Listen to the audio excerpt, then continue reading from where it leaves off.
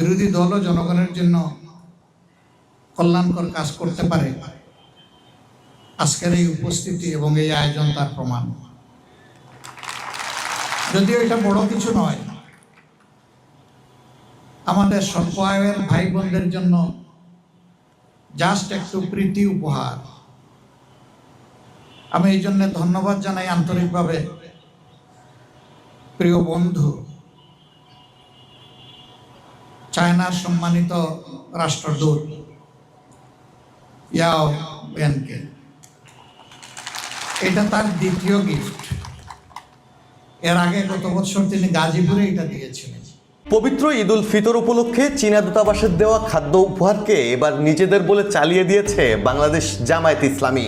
এরপরই social media থেকে রাজনৈতিক অঙ্গন সবখানে চলছে সমালোচনার ঝড়। নেটিজেনরা বলছেন এটা রাজনৈতিক শিষ্টাচার বহির্ভূত ও নৈতিক অবক্ষয়ের সবচেয়ে নিম্ন স্তরের কাজ, যা জামায়াতকে রীতিমতো একটি লোভী দল হিসেবে আরেকবার দাঁড় করিয়েছে জনতার সামনে।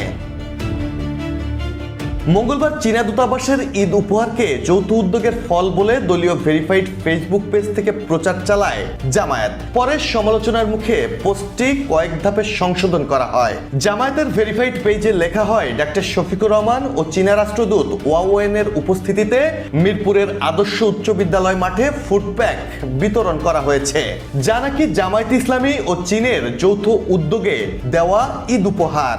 কিন্তু বিপত্তি বাধে ঢাকায় নিযুক্ত চীনা দূতাবাস যখন একই খাদ্য বিতরণকে চীনের উপহার উল্লেখ করে পোস্ট দেয়। তারা লেখে, ঈদ উল ফিতর উপলক্ষে ঢাকার বাসিন্দাদের জন্য বিতরণ করা খাদ্য সামগ্রী চীনা দূতাবাসের।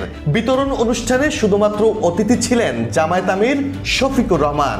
এমনকি রাতেই আলাদা এক পোস্টে ঘটনার নিন্দা জানিয়ে বিতরণকৃত খাদ্য সহায়তা চীনের একক উদ্যোগ বলে নিশ্চিত করে চীনা দূতাবাস। তারপরে সমালোচনা ও নিন্দার ঝড় ওঠে সোশ্যাল মিডিয়ায়। লজ্জা ঢাকতে এক রাতের মধ্যেই 4বার ফেসবুকে দেয়া পোস্টটি এডিট বা সংশোধন করে জামায়াত ইসলামী।